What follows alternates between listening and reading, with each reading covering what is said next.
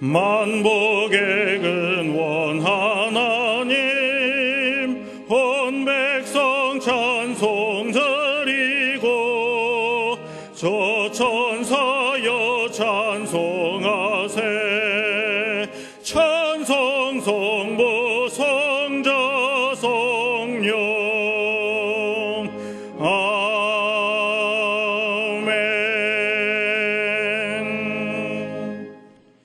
일어나라 빛을 발하라.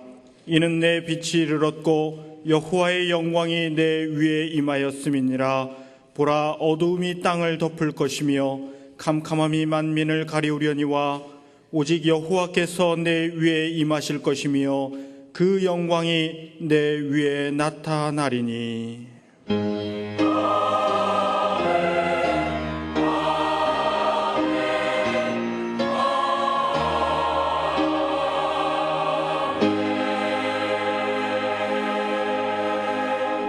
이 시간 하나님께서 우리에게 주시는 구약의 말씀은 잠언 1장 22절과 23절입니다. 제가 가진 성경으로는 910쪽입니다. 잠언 1장 22절과 23절입니다. 너희 어리석은 자들은 어리석음을 좋아하며 거만한 자들은 거만을 기뻐하며 미련한 자들은 지식을 미워하니 어느 때까지 하겠느냐. 나의 책망을 듣고 돌이키라. 보라, 내가 나의 신을 너희에게 부어주며 나의 말을 너희에게 보이리라. 아멘.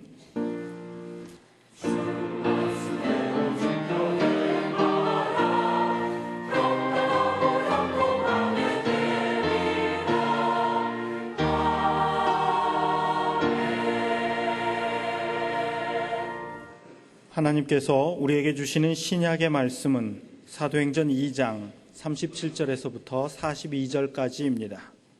제가 가진 성경으로는 190쪽입니다. 사도행전 2장 37절에서부터 42절까지 말씀입니다. 저희가 이 말을 듣고 마음에 찔려 베드로와 다른 사도들에게 물어 가로되, 형제들아, 우리가 어찌할꼬 하거늘, 베드로가 가로되, 너희가 회개하여 각각 예수 그리스도의 이름으로 세례를 받고 죄 사함을 얻으라. 그리하면 성령을 선물로 받으리니 이 약속은 너희와 너희 자녀와 모든 먼데 사람 곧 주 우리 하나님이 얼마든지 부르시는 자들에게 하신 것이라 하고, 또 여러 말로 확증하며 권하여 가로되, 너희가 이 패역한 세대에서 구원을 받으라 하니 그 말을 받는 사람들은 세례를 받음에 이날의 제자의 수가 3,000이나 더하더라. 저희가 사도의 가르침을 받아 서로 교제하며 떡을 떼며 기도하기를 전혀 힘쓰니라. 아멘. 금년 성령 강림절은 5월 둘째 주일이었습니다. 그날은 어버이 주일하고 겹쳐서 그날은 어버이 주일 말씀을 증거했고, 오늘은 성령 강림절에 대한 말씀을 준비했습니다. 어느 교회에 목사님이 새로 부임을 했습니다. 첫 번 설교를 하는데 성도들이 얼마나 기대를 했겠습니까? 그런데 설교 내용은 회개하라 하는 것이었습니다. 예배를 마치고 나가는데 성도 두어 분이 은혜 받았습니다 그랬어요. 자, 이제 두 번째 주일에는 무슨 설교를 할까 하고 기대를 하며 갔는데 두 번째 주일에도 회개하라 그러는 거였어요. 요즘 성도들이 다 잘된다, 복 받아라, 은혜 받아라, 형통한다 막 이래야 인기도 있고 좋다 그러는데, 회개하라 그러니까 사람들이 고개를 살레살레 흔들어요. 세 번째 주일엔 무슨 말씀을 할까 하고 갔는데 세 번째 주일에도 회개하라 그러는 거예요. 저 목사님은 회개하라 말씀밖에 못하나, 네 번째는 어떡할까? 네 번째 주일에 갔는데도 또 회개하라 그러는 거예요. 그랬더니 예배 마친 후에 몇몇 사람이 찾아와서 목사님 좀 비켜주시지요. 떠나달라 그 말이에요. 그랬더니 목사님 하시는 말씀이, 회개를 해야 그 다음부터 다른 걸 가르칠 터인데 회개를 안 하니까 할 수 없다. 가자. 그러고 갔대요. 오늘의 구약 본문 22절을 보시면, 너희 어리석은 자들은 어리석음을 좋아하며 거만한 자들은 거만을 기뻐하며 미련한 자들은 지식을 미워하니 어느 때까지 하겠느냐. 하나님께서 이렇게 내려다 보시니 사랑하는 자녀들이 잘못 가고 있는데 자기는 어리석다고 생각하지 않고 거만하다고도 생각하지 않고 지식을 미워하고 있다고도 생각하지 않는데 그러면 안 되겠더라 하는 겁니다. 사실은 어리석은데 하나님 앞에서 우리가 뭐 대단합니까? 그런데도 어리석다고 생각하지 않고 요만한 무슨 장점이 있으면 그것 가지고 거만을 떠는데 그러면서도 자기는 거만하다는 생각을 안 하고 또 하나님께 지식을 구해서 살아도 모를 터인데 그런 것 별로 생각 없이 자기 경험, 자기 학식 의지하고 살고 있고 그래서 안 되겠다는 겁니다. 그러므로 23절에 나의 책망을 듣고 돌이키라. 보라, 내가 나의 신을 너희에게 부어주며 나의 말을 너희에게 보이리라. 나누어서 살펴보면 이렇습니다. 책망을 듣는 일입니다. 잠언 6장 23절 하반절을 보면 훈계의 책망은 곧 생명의 길이라 했습니다. 이것은 하나님께서 내리시는 책망입니다. 그 책망을 받아들이는 것, 이것은 생명의 길이라는 것이고 잠언 25장 12절을 보면 슬기로운 자의 책망은 청종하는 귀의 금고리와 정금장식이니라 했습니다. 사람의 책망을 말합니다. 그러니까 하나님의 책망이든 사람의 책망이든 들을 것은 잘 들어야 유익하고 살 수 있다 하는 것입니다. 그런데 현실은 어떻습니까? 무슨 책망을 받으면 시인부터 해야 되는데 시인 자체를 안 하는 겁니다. 나는 아니라고 펄쩍 뛰면서 억울하다고 막 야단이에요. 그러면 망합니다. 어떻게 하시겠습니까? 책망을 믿음으로 받았으면 돌이키라고 말씀하십니다. 멸망길로 가던 발걸음을 돌이켜 방향을 전환하는 겁니다. 여기에는 과감한 결단이 필요합니다. 그런데 이것은 누구나 얼마든지 할 수 있는 일입니다. 나는 성격이 우유부단해서 그런 걸 잘 못한다. 그러면 결국은 하나님의 책망을 안 듣는 것이고 이것은 불순종이요 또 하나의 죄를 더하는 것일 수밖에 없습니다. 할 수 있습니다. 충청도 사람도 할 수 있고 어린이도 할 수 있고 노인도 할 수 있습니다. 하나님이 왜 할 수 없는 일을 시키시겠습니까? 또한 돌이킨다는 것은 신약적으로 보면 회개인데 이런 사람에게 성령을 부어 주십니다. 더러운 그릇에는 성령이 오실 수 없습니다. 더러운 그릇에 값진 음식을 담는 사람이 어디 있습니까? 깨끗하고 좋은 그릇에 좋은 음식을 담는 법입니다. 이것은 신약 본문에 나오는 회개하면 성령을 선물로 주신다는 말씀과 일치합니다. 그렇게 되면 하나님의 뜻을 깨닫게 해주십니다. 사리를 바로 분별하게 하시고 그래서 범사에 잘되고 은혜롭게 풀려나가고 승리하는 새로운 인생이 되도록 하신다 하는 겁니다. 바로 이것이 하나님의 복을 받고 은혜로운 인생을 사는 공식입니다. 공식이에요, 공식. 바로 이대로만 해보십시오. 은혜 받지 못할 사람이 없고 복 받지 못할 그리스도인은 한 사람도 없을 겁니다. 오늘의 신약 본문 말씀은 부활하신 예수님을 만나고 자기들이 보는 가운데서 승천하실 뿐만 아니라 약속하신 성령을 부어주심으로 충만하고 담대해진 베드로를 비롯한 여러 제자들이 힘있게 외쳤습니다. 예수님에 대해서 쭉 설명하고 그리고 그분의 죽음과 부활과 등등 쭉 설명했습니다. 그러면서 36절에 그런즉 이스라엘 온 집이 정녕 알지니 너희가 십자가에 못 박은 이 예수를 하나님이 주와 그리스도가 되게 하셨느니라 하니라. 너희들이 못 박은 그분이 주와 그리스도다. 그러자 37절에 저희가 이 말을 듣고 마음에 찔려 베드로와 다른 사도들에게 물어 가로되 형제들아 우리가 어찌할꼬 하거늘. 이 말씀을 듣고 깨닫고 보니까 다른 사람도 아닌 주와 그리스도인 그분을 죽게 했다는 이 죄책감을 어떻게 하겠습니까?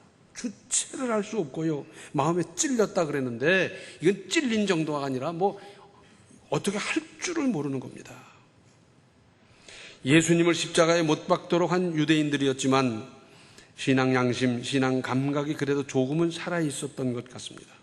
깨닫고 보니 마음에 깊이 깊이 찔렸습니다. 그래서 어찌할꼬 몸부림치는데 38절로 41절에 베드로가 가로되 너희가 회개하여 각각 예수 그리스도의 이름으로 세례를 받고 죄 사함을 얻으라. 그리하면 성령을 선물로 받으리니 이 약속은 너희와 너희 자녀와 모든 먼데 사람 곧 주 우리 하나님이 얼마든지 부르시는 자들에게 하신 것이라 하고 또 여러 말로 확증하며 권하여 가로되 너희가 이 패역한 세대에서 구원을 받으라 하니 그 말을 받는 사람들은 세례를 받음에 이날에 제자의 수가 3,000이나 더하더라. 세례 받았다고 바로 제자 되는 게 아니에요. 내가 그 길을 가겠습니다 확실하게 약속하고 결단한 사람들, 이들이 제자인데 그들이 3,000이나 더했다고.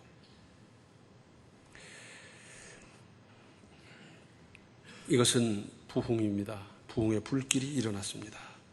그러자 42절에 저희가 사도의 가르침을 받아 서로 교제하며 떡을 떼며 기도하기를 전혀 힘쓰니라.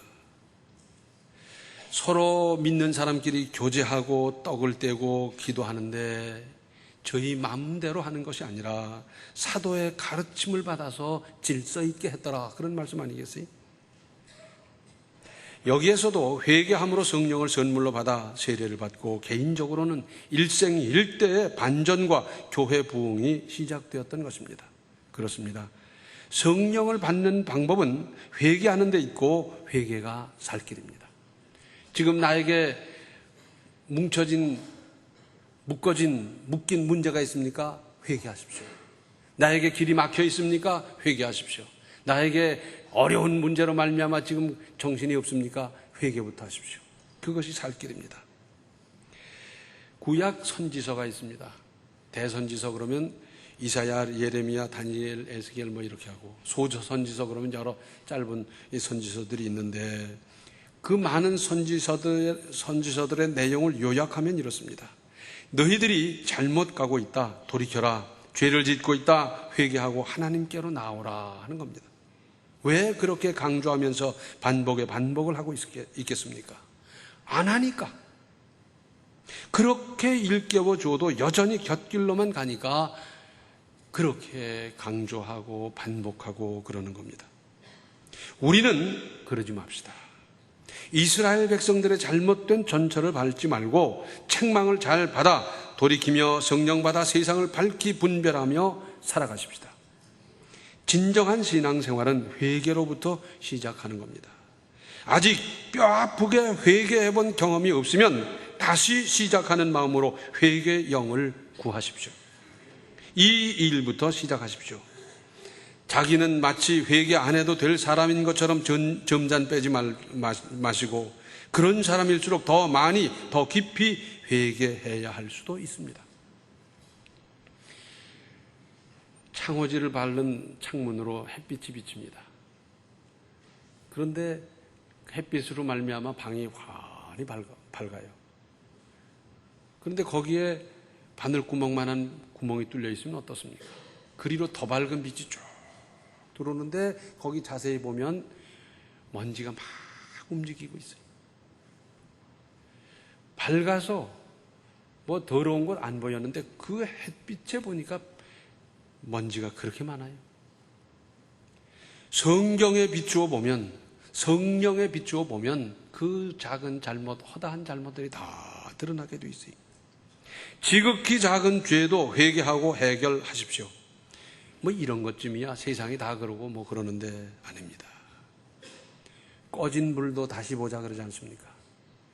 일껏 진화 작업 다 해놓고 물 뿌리고 뭐 쏠 거 쏘고 다 해놨어도 그저 잔불 정리 좀 덜 해놓으면 그것이 불씨가 되어서 나중에 더 큰 불로 화재로 발전해서 인명과 재산을 얼마나 많이 손해나게 합니까? 신앙 양심이 무뎌지면 이것이야말로 큰일입니다. 큰일입니다. 사람 육신이 마비되고 보면 마비된 그 부분이 썩어나가고 구데기가 생겨나고 그래도 모르지 않습니까? 육체의 감각기관이 예민해야 정상적이고 제대로 살아갈 수 있습니다. 냄새 맡는 기능이 정상이어야 돼요. 자다가 아주 고약한 냄새가 나서 그 냄새 때문에 깼더니 가스가 막 들어오는데 죽게 생긴 거예요. 그래서 그것으로 말미암아 잠이 깨지고 살 길을 찾고 보존하는 겁니다. 자는데 갑자기 뜨거운 열기를 느끼면서 잠이 깨고 보니까 옆집에 불이 나서 막 불이 붙어오는 거예요. 그래서 깜짝 놀라 깨서 살아나고요. 또 자고 있는데 폭발음이 들리는 바람에 깜짝 일어나 깨고 보니까 막 뭐가 터져나가고 막 이래서 자기 보존을 하고 살 길을 찾고, 또는 이 육안으로 직접 목격하는 수도 있고요. 마찬가지로 신앙 양심은 언제나 이보다 더 예민해 있어야 합니다. 둔해져도 안 됩니다. 들을 건 못 듣고 냄새 맡을 건 못 맡고 볼 걸 못 보면 자기 육체를 보존할 수 없는 것과 같은 이치 아니겠어요? 작은 허물이나 잘못도 바로 아프게 느끼고 그래서 회개하며 그날이 다 가기 전에 모두 용서받고 평안한 마음으로 하루를 마감하는 겁니다. 죄를 짓고도 죄인 줄 모르고 그러다 보니 다시 죄를 짓고 더 못된 죄를 밥 먹듯 하고 양심에 화인 맞은 사람 아닙니까? 이런 사람에게는 시간 문제일 뿐 멸망만이 기다리고 있을 뿐입니다. 성경에는 귀 있는 자는 들으라, 또는 들을 귀 있는 자는 들으라. 특히 계시록 13장 9절 상반절에는 누구든지 귀가 있거든 들을지어다 하셨습니다. 그런데 들을 귀 없는 사람이 의외로 많습니다. 못 알아듣고요, 이해를 못하고요, 딴짓하고요, 딴소리하고요, 쥐어줘도 모르고요. 이런 사람에게는 천금 같은 충고나 아주 좋은 아이디어도 아무 소용이 없습니다. 아니, 그러다가 오히려 나를 적으로 만들어버릴 수도 있습니다. 돼지에게 진주를 주는 격입니다. 들을 귀 있는 사람이 복됩니다. 하나님이나 사람의 책망을 들을 수 있는 귀, 들을 수 있는 마음, 들을 수 있는 믿음이 있는 사람은 참으로 복된 사람입니다. 여러 사람의 의견을 수렴하여 내 것으로 만들어 내 삶에 얼마든지 유익하게 잘 활용할 수 있지 않습니까? 그런데 다른 사람의 말은 도무지 안 듣는 사람이 있어요. 벽창호. 자기를 가장 사랑하고 아끼는 부인의, 남편의 말도, 부모님, 자식의 말도 도무지 안 듣고 제 고집대로 사는 사람은 손해보는 겁니다. 경우에 따라서는 다른 사람에게 전해지는 책망이나 충고까지 내 것으로 만들 수 있습니다. 그렇지 않습니까? 저 사람 책망하는 거지만 내가 깨닫는 거예요. 이런 사람은 참으로 지혜로운 사람입니다. 심리학에서는 반면교사라는 말을 씁니다. 다른 사람이 잘하는 것, 잘 되는 걸 보면서 우리가 본받을 수 있는데, 여기서 말씀하는 건 그게 아니에요. 다른 사람 잘못되는 걸 보면서 내가 깨닫는 거예요. 그래서 어떤 집에 도둑이 들어서 몽땅 털렸어요. 그걸 보면서 자기 집에 시건장치를 새로 하고 문단속을 새로 하고 또 그 밖에 여러 조치를 취하는 것, 잘하는 일 아니겠어요? 어떤 집에 불이 났어요. 화재 사건을 보면서 자기 집에 소화기를 사다 놓고 방화시설을 새로 하고 더 불조심을 하면서 자기 재산과 생명, 가족을 지키는 것, 이거 잘하는 일 아니겠어요? 좋은 것을 보면서 본받을 수 있는가 하면 잘못된 것을 보면서 내가 경각심을 갖는 것, 이런 사람 복된 사람 아니겠어요? 그런데 이래서는 안 되겠는데 하면서, 또는 책망의 가치까지도 인정하면서도 못 돌이키는 데는 한마디로 과감하게 결단을 못하기 때문인데, 그 원인을 생각해 보면 이렇더라고요. 그쪽으로 이미 너무 깊이 가버려서 이제 돌이킬 수가 없어요. 여러 가지 조건으로. 그러니까 이게 아닌데 싶으면 빨리 돌이켜야지, 나중에는 돌이키고 싶어도 못 돌이킨다니까요.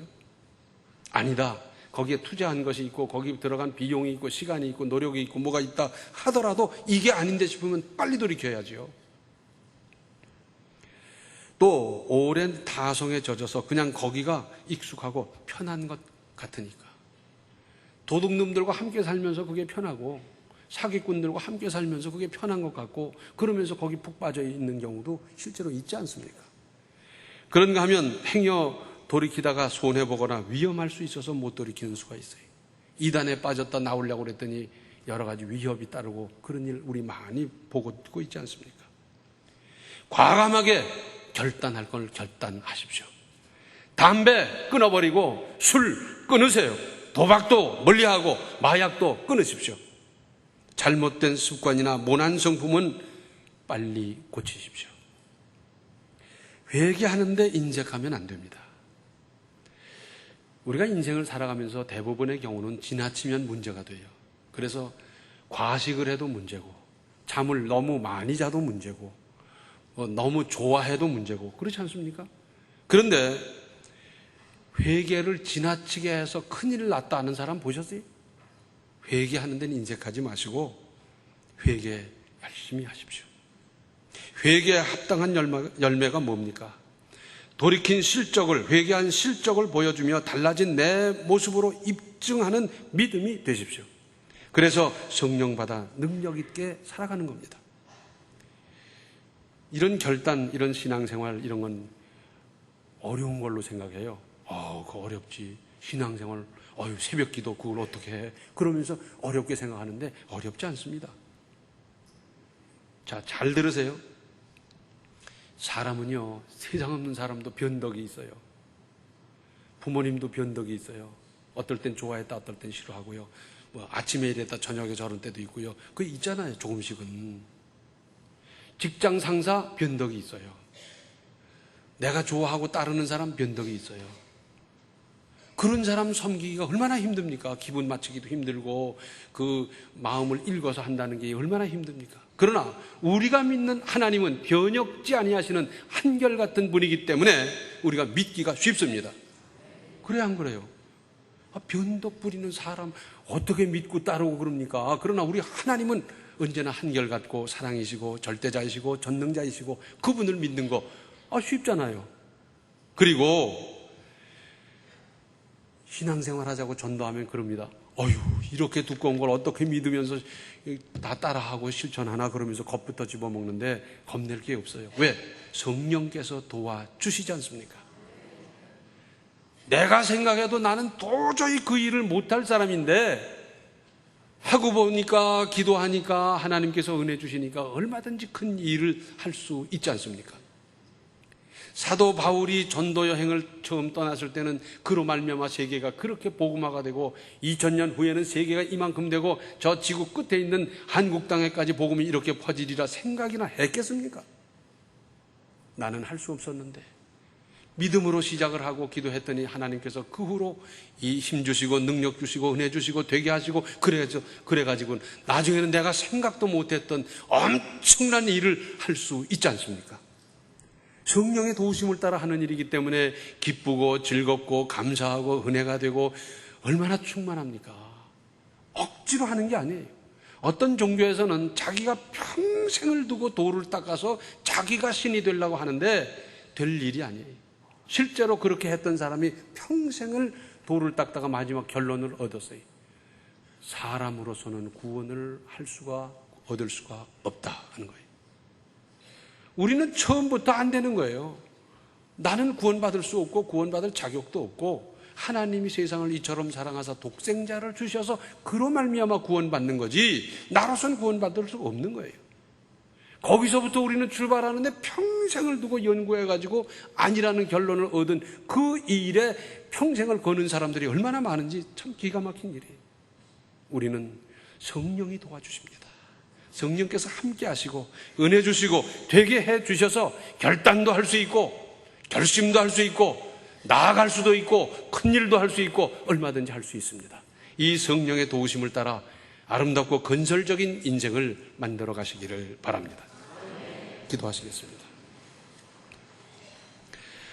은혜로우신 아버지 하나님, 지금까지 저희는 못한다, 안 된다, 틀렸다 하면서 살아왔는데 이것을 회개하게 하여 주시고 성령의 도우심을 따라 저희들이 얼마나 큰 일을 하며 아름다운 일을 할 수 있는지 이제부터 분발할 수 있도록 주여 도와 주시옵소서. 나로서는 할 수 없지만 성령께서 도와주시면 얼마든지 우리는 큰 일도 아름다운 일도 감당할 수 있을 것을 확실히 믿습니다. 이제 용단을 내려 시작할 수 있게 도와주시고 그 용단으로 말미암아 하나님 주시는 은혜로 어떤 역사가 아름답게 어떻게 이루어지는 것을 일마다 때마다 체험하며 살아가는 우리의 삶이 되게 하여 주시옵소서. 예수님의 이름 받들어 간절히 기도하옵나이다. 아멘. 여러 현상으로 역사하시는 하나님의 깨우치심을 받아 즉시 회개하십시오. 지금은 생명의 주 예수 그리스도의 은혜와 하나님 우리 아버지의 극진하신 사랑과 성령의 감화, 감동, 충만, 교통하심이 회개하여 깨끗한 심령으로 능력 있게 살기를 작정하는 모든 성도들 머리 위에 이제로부터 영원토록 함께 계시기를 간절히 축원하옵나이다. 아멘.